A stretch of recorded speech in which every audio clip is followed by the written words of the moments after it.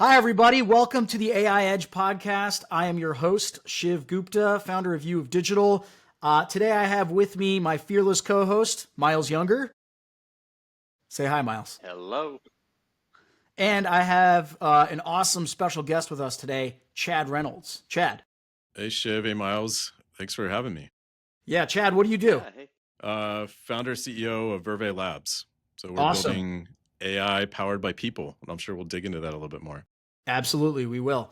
Okay, let's kick it off with some top stories in AI from this past week. So the big story was Amazon had their Unboxed event in Nashville, and they made a couple of announcements. First of all, their announcement, just separate from AI, was they are going to be packaging and kind of like integrating their two major ad platforms into a single platform. So they've always had two different ad platforms. They've had a search ad platform for buying like search ads on Amazon.com. And then they've had a DSP, a demand side platform. They're merging those two into one. But then they also announced a couple of new agents. So they announced an ads agent and a creative agent.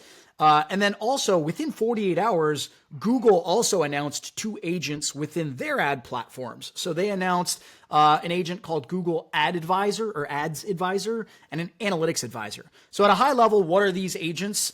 They do a variety of different things, but the very kind of basic explanation of it is if you're an advertiser, you go into these ad platforms. Typically, you have to work with a UI. You have to set a campaign up. You have to optimize those campaigns. You have to target audiences. You have to run the analytics yourselves. And the promise of AI over the last year or two has been, well, eventually AI will just do all these things for you. Zuckerberg famously said that last year, like, we're just going to have agents do all this stuff for you eventually, and you're not going to have to do anything. So this is starting to come to fruition with these announcements within the Amazon platform and the Google platform. And I think it's interesting, that it's happening now. And it feels like some other platforms have already started doing these things. And obviously Google and Amazon are two of the three largest platforms. So they're finally doing it. I think that's significant. And it's interesting to see how they're kind of playing it out, right? So I think Amazon's ads agent is very much like an LLM within the platform where you type in some stuff, you ask it some questions, and then it starts building campaigns for you. And then they have a creative agent, which builds creative assets for you. And then Google's is, their ads advisor is similar to the ads agent with Amazon. It's an LLM. You ask it to do stuff. It does stuff for you. But then they have an analytics advisor, right? So it's not necessarily building assets. They have other tools to build assets. So anyways, two big announcements from two of the three largest ad companies in the space this past week. I want to get your takes. Miles, let's start with you. What do you think? I want to know over time whether these agents are being used by like long tail users of those platforms or, I guess how usage of those agents moves up into the fatter part of the tail. Because what occurs to me that's funny is like if you're a marketer, you're going to pay your agency to use an agent. You're not going to use that. Marketers aren't going to use those agents if they're paying agencies. So your agency is going to use the agent on your behalf, which strikes me as funny. But before that happens, like I think a lot of long tail advertisers will end up using these tools, and that's probably who they're intended for. Like they are basically the new form of like what was called a wizard in the 90s. These are wizards, of like, oh, use our campaign setup wizard, use our creative wizard. And so you get a bunch of potentially hundreds of thousands, millions of advertisers around the world using these wizards to like build campaigns and build creatives. And the next thing that occurs to me is like, I think a lot of them are going to they're going to run into two things. One, the wizard's not going to do like exactly what they want and how they want it. And then the other thing they're going to run into is you're going to end up with a ton of like sameness across campaigns because you now have like collapsed all of marketing services into what would have been like one vendor. It's just this one agent who's doing all the work. There's no longer like a heterogeneous group of agencies and, people doing this work. And that might counterintuitively expose more need for professional services on those platforms where you're getting people to the point, you're getting the clients to the point faster where they become dissatisfied with the setup. They're saying, hey, that was great that you got me set up in like 5 minutes and that got me up and running and now I'm spending on your platform. But I have now like I reached my point of like I maxed out what I could do faster than I could have before. And now that I've maxed out what I can do with your wizard. I want professional services. Like I need this to be different. I need it to be better. This agent got me there really fast, but it's as far as it can take me. And so it'll be interesting to see how there's this kind of like reversion to the mean that these agentic tools cause, and then that might actually spur a new source of demand for specialized services to break clients out of that mold once they're embedded in those platforms. Yeah, I like that. I think, Miles, you and I have talked about this off the podcast, but I want to introduce like the audience to this idea of AI is going to create kind of like tons of homogeneity. Is that a word? I think that's a word. Yeah, that's a word. Yeah. Thanks. And I think, with marketing, right? Because you're going to just have agents kind of absorbing briefs and things like that, and then just kind of like all building similar things. And marketing, if managed by AI, is going to start to look more and more the same. And what does that mean for the people in the industry? What does that mean for like the types of companies that are needed? And I think it's going to require more creativity and more strategy, as opposed to more like busy bees setting things up in UIs. And so I think you're kind of playing that out with what's happening here with these agents, right? Like it's the starting point of us all moving in that direction. And that's, I 100% agree. Chad, let's move to Yeah. you. What are your thoughts? Yeah, I mean, I'm curious just on how much data are you open to giving Amazon for your strategy? So if you're going to put in your brief, or and what is every brand going to put in their brief, and then what kinds of data and learnings and intelligence are going to come from that? So I'm just curious of like, it's kind of the early days of ChatGPT. Like everybody would upload your medical records and all different kinds of things to see what it could do without necessarily understanding the safety and security of where is this data going. So just curious about the level of trust that every marketer would have by putting their brief or their strategy up there. Well, So interesting like that. Yeah, there's all kinds of information you might share with a close agency partner around your internal correct. business, where you're like, well, these are the metrics we need to hit because this is the margin for this product. We have these volume targets. Once you tell the walled garden, the platform, those numbers, they're just going to like raise the ad bid to the maximum that they know, that allows you to squeeze out a little bit of ROI from your campaign. So you're totally tipping your hand to them, which gets me back to what I was saying is like, well, that's totally a home for professional services. Like you are going to be disincentivized from a whole slew of information that you might divulge to like a platform AI. Yeah. Yeah, and it feels like it's doing half or part of what people want, but the other part is what's going to resonate with my audience, and are there other audiences I should be crafting messages for and that I don't even know about? And so it's that kind of second half of, does it matter, or does it have meaning, or with consumers? And so you can automate a lot of different kinds of things, but you're still missing the second half of that, which I think is the more important one. I think also if you zoom out, right, to the 30,000 foot view, what's the point of all of this, right? The point is to make marketing better, more efficient, perform better, all of those things. I think it's gonna be really interesting to kind of like look at that and like test it, right? If you're a marketer, you're like, oh, cool, shiny new AI. It's going to do all these things for me. It's going to save me time. If you zoom out then and you actually look at how much money you're putting in and how much money are you getting out, are marketers going to get more out by using these tools? Or are these ways for these platforms to juice more margin, out of the same spend? That I think dynamic is going to be important. This is what I was wondering about, like long tail versus more mature marketers, is I think it certainly gets your long tail to a certain level of maturity and lock in faster. Like you don't want it to take 90 days to get up and running on AdWords or Meta ads. You don't want it to take that long. That's too long. That's more time than most businesses, especially small to medium businesses, are going to be willing to invest. But if you can compress that to an afternoon, like that's a huge win for those platforms. And then as those marketers get more sophisticated, like I was saying, and Chad, you pointed out some other reasons, is like they're going to gravitate back to professional services. Like isn't a replacement for professional services. It's like a streamlined on ramp onto these platforms. That's a great point. Two other quick angles I want to bring up on this is, I mean, obviously, like you guys are awesome. We're This is fascinating. So, two other angles I want to bring up on this is there were another couple of announcements. So, a company called Innovid, which is owned by Mediaocean, also announced like a new agent type of offering. Let me see what it's called. It's called Orchestrator. And then a company called High Touch, which is more traditionally like a CDP. They announced a new AI agent as well. And I think what's interesting to think about is like Amazon and Google's agents are very much specific to like activation, right? Because and they are very specific to their ecosystems, right? But then you have these companies coming in that theoretically sit on top of a lot more of what a marketer does in terms of their stack, their data, their strategy in general. And I think it's going to be interesting to see the dynamic as AI kind of changes everything, right? It's going to be interesting to see the dynamic of how like where people go to do things, right? Like, and Miles, you brought this up on the podcast last week. Like, you think about the consumer journey and what's the first stop, right? It's instead of Google, maybe it's becoming ChatGPT. If you're a marketer, right, what's your first stop?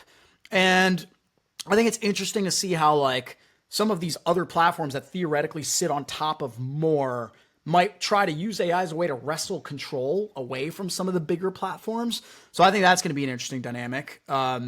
And then any quick takes on that? Is that something anybody wants to opine on? Chad, Miles? Well, I would imagine you just need the integration layer of how they're going to speak to one another, right? And then start to take action on some of those things. Yep. But we'll see. Yep. We'll see how that plays out. Yep, absolutely. And then the last thing I wanted to bring up was just the agency implications, right? So, like Miles, you already talked about this a bunch with professional services.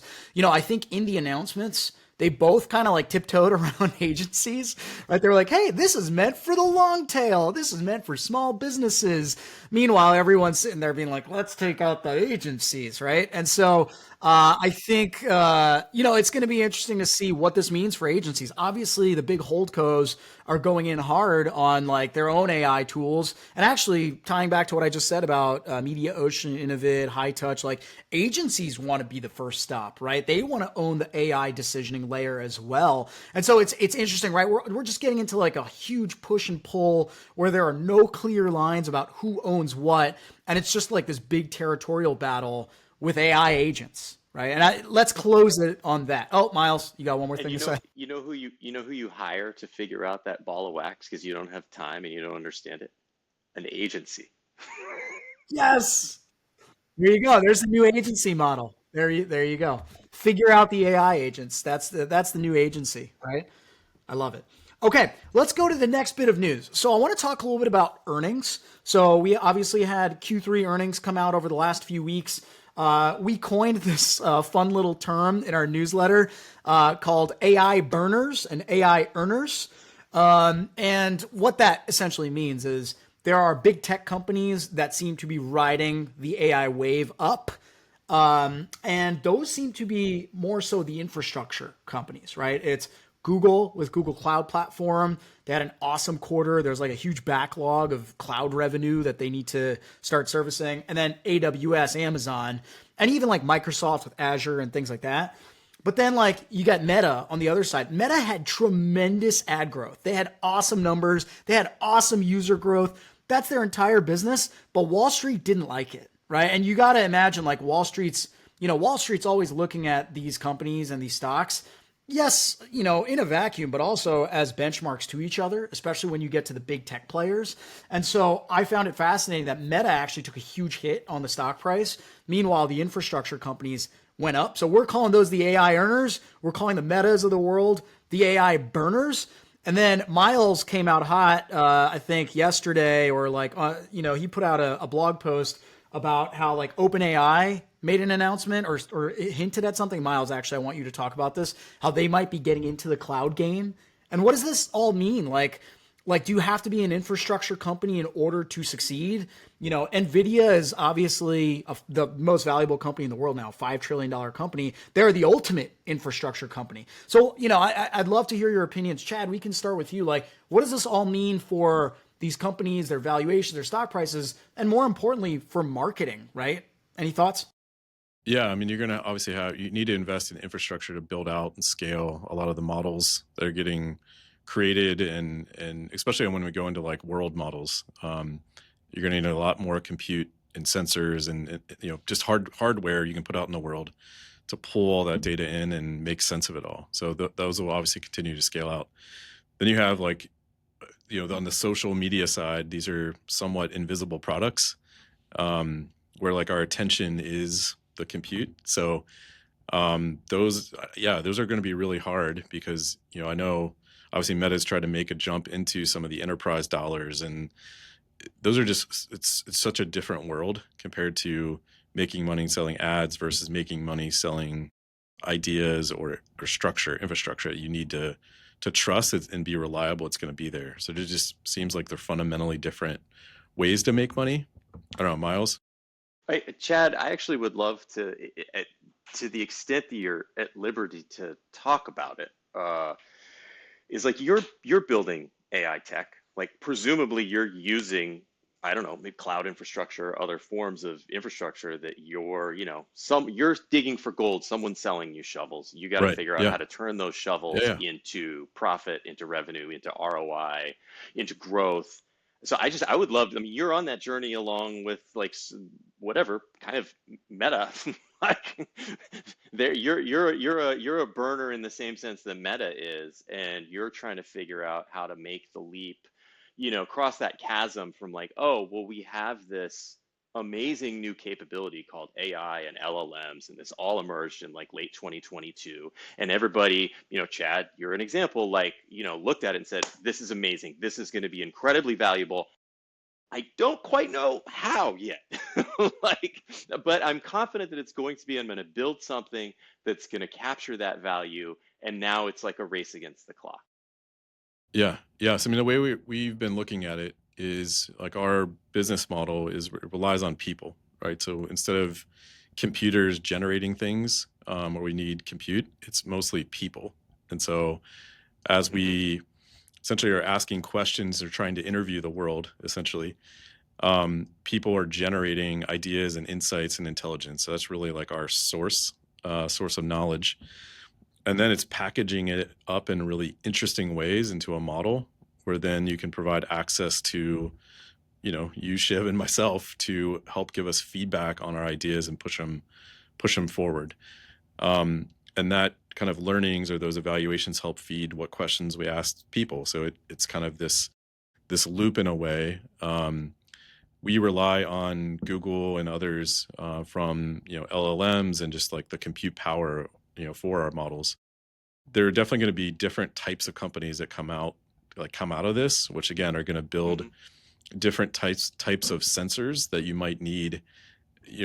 Where today it's like compute and where the word or the text or language is essentially our kind of how we're communicating today. But in the future, as we get into some of these world models, it's going to be about the other sensors we put out that are going to be Yeah. doing compute in a different way. Yeah. So if you think of like our phones are a sensor in a way to who we are as people, you're also going to have other types of hardware that go out into the world that collect data for marketers in really interesting and different ways.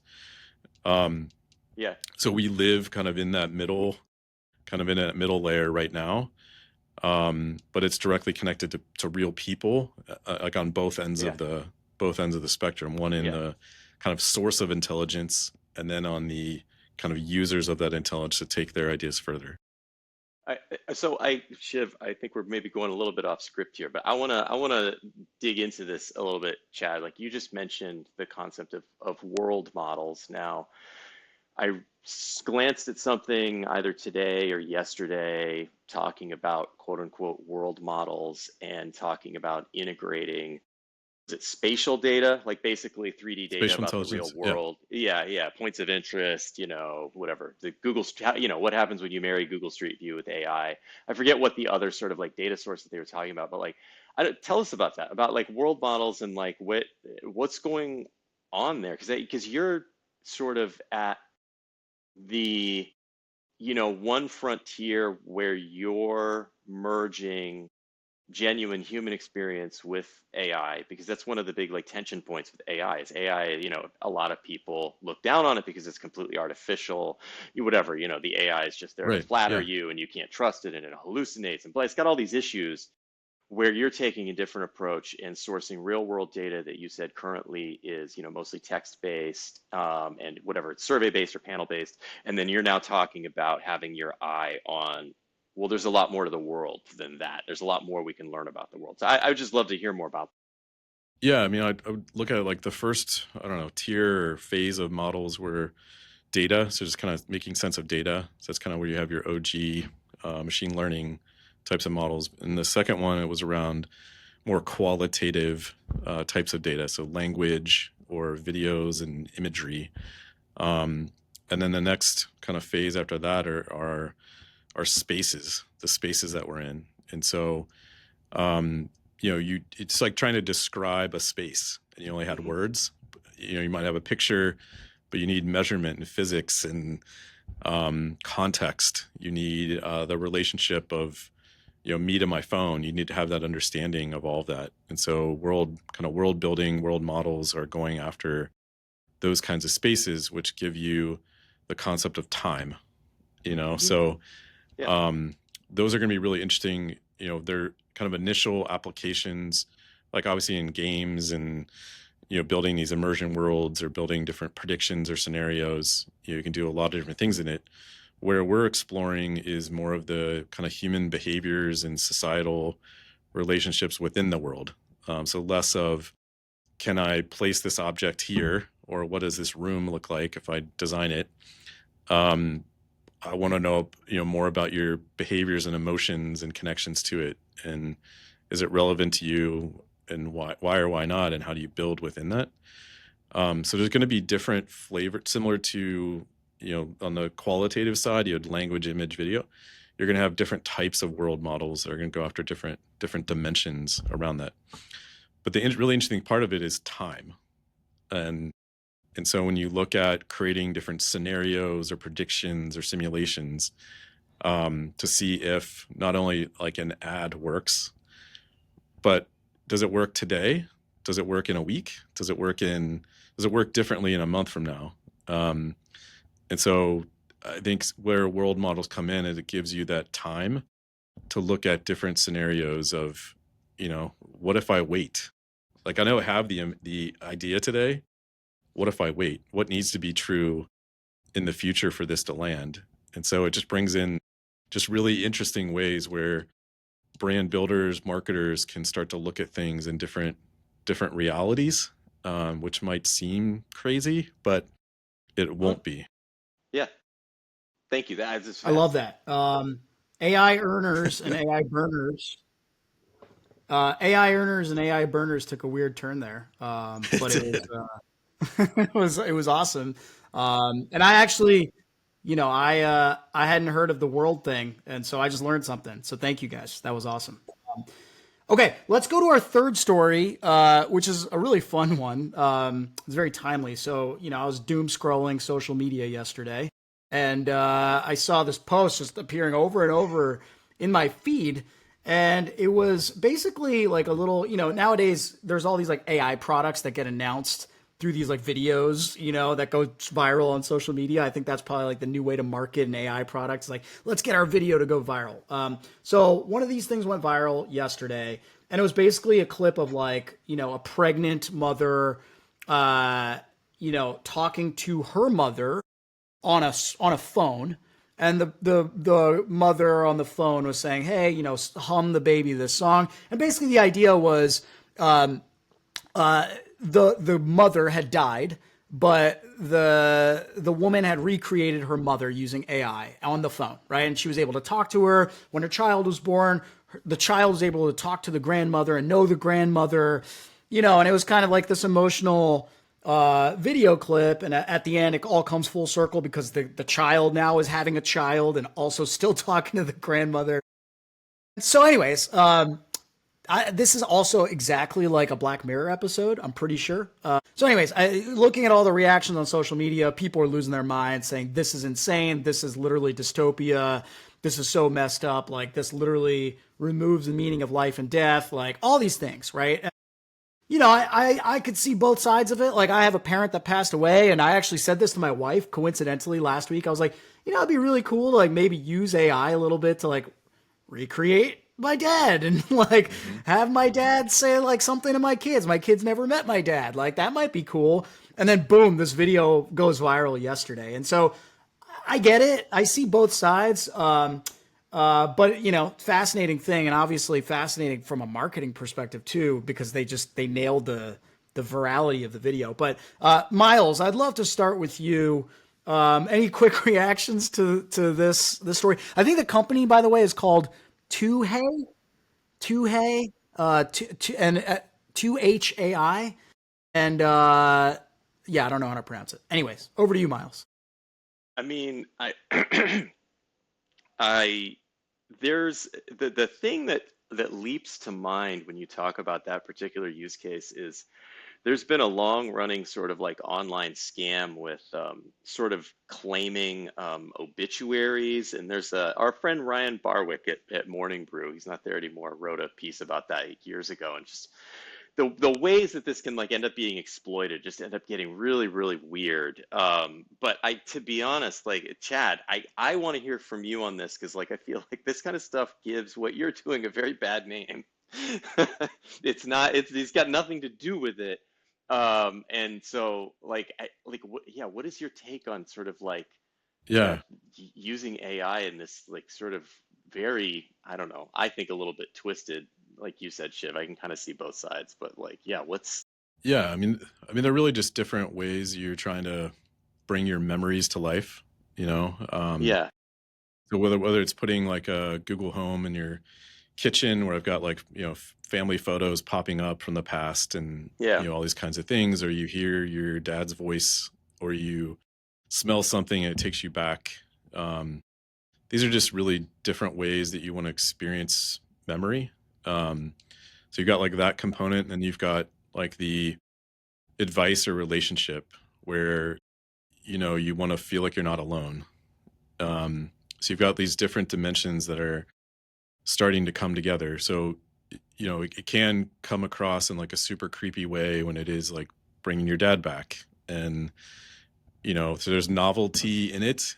And then there's okay, now you have it. Like, what am I going to do with it? Um, so yeah, I think you have to explore the edges of all these things, Yeah, knowing that yeah. obviously anything is possible pretty much. Um, but it does challenge the idea of what is our human experience, and what kinds of things do we want that exist in our experience, to help us reach our potential. Some of it What is, everybody has their different way that they operate, that they need, different coping mechanisms, or I need kind of these things to get through this day.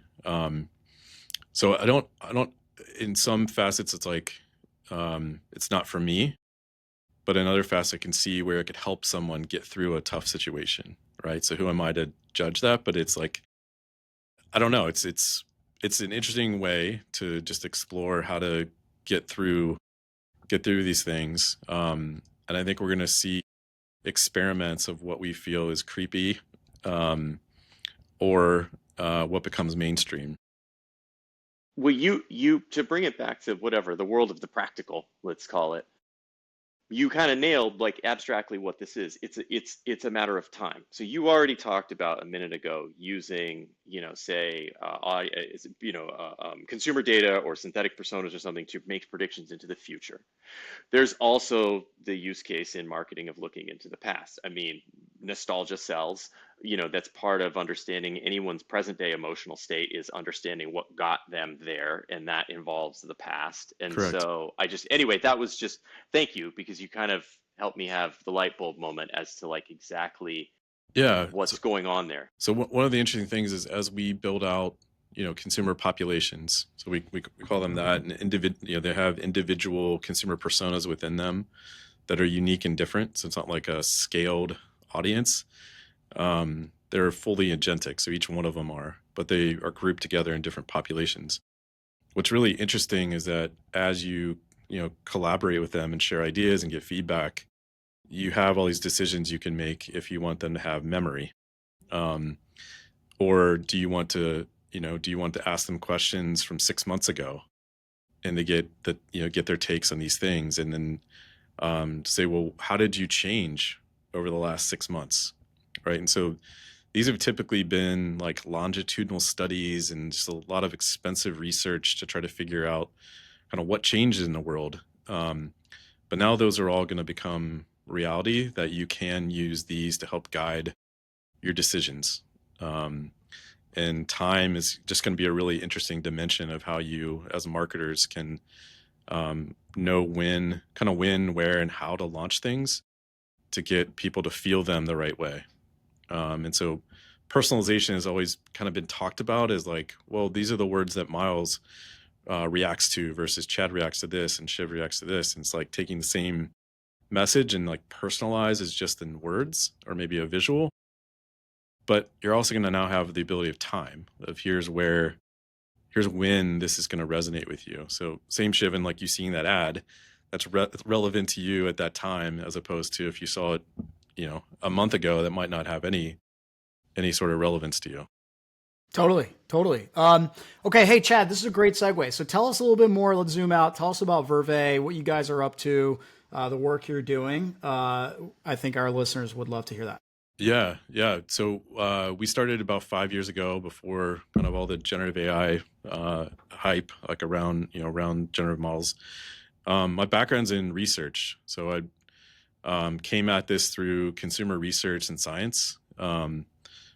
Kind of my background, I'll take it back to when we we're talking about parents. My mom was at Procter and Gamble for 40 something years, and she was in product research. And so, from the time I was like 6 years old, I'd go into the shower and see shampoo bottle A and B and a notepad on the sink to let her know if I got a rash or not.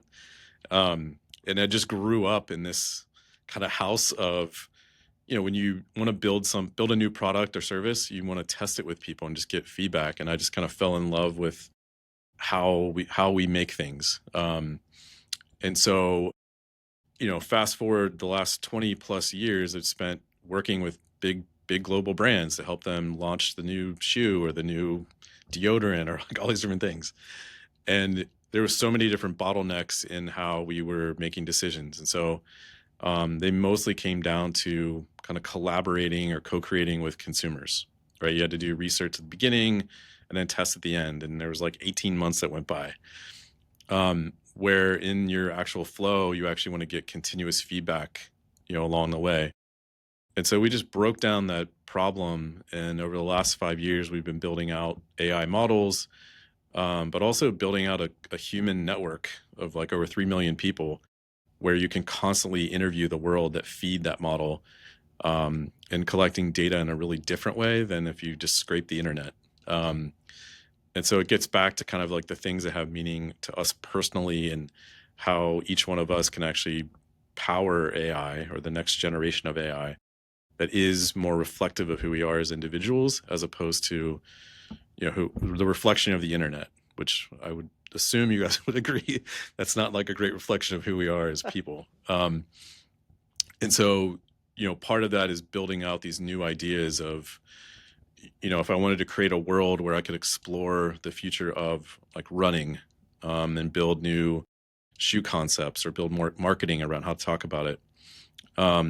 We're creating these AI worlds where you can actually create the population in there, collect real data, from runners, and then your full team can ideate and visualize ideas and get feedback on those instantly.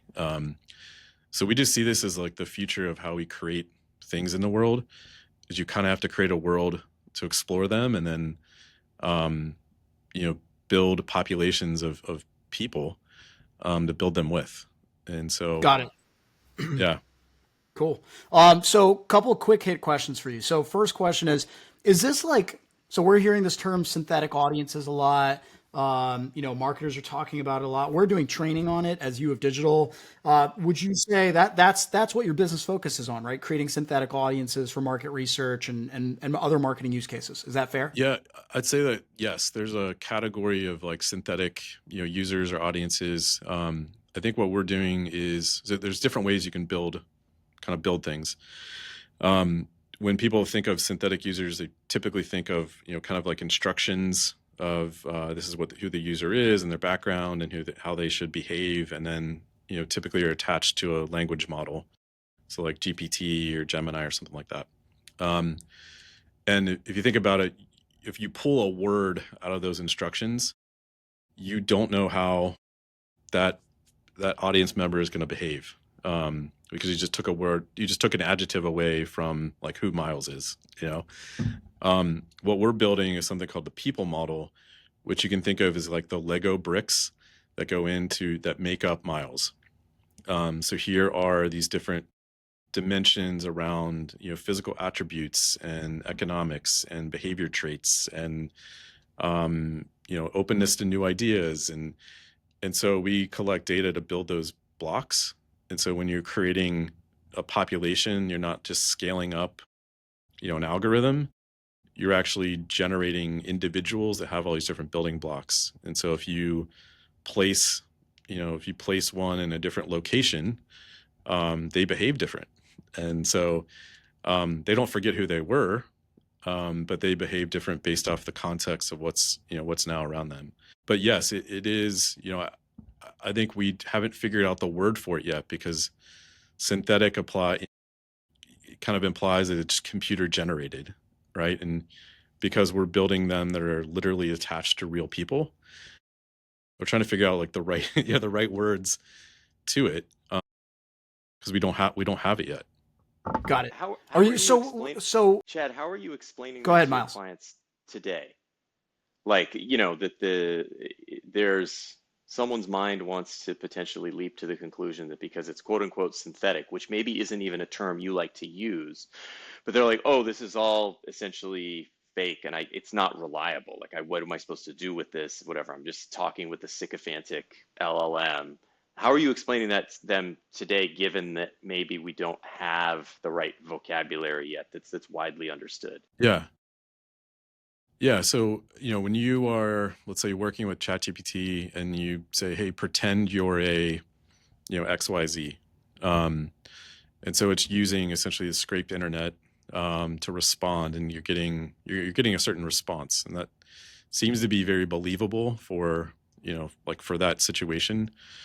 But in the other situation where you actually want to test or validate ideas with thousands of not just one synthetic user, but like thousands of them, what you need to do is go after both the kind of quantitative data but also the qualitative data.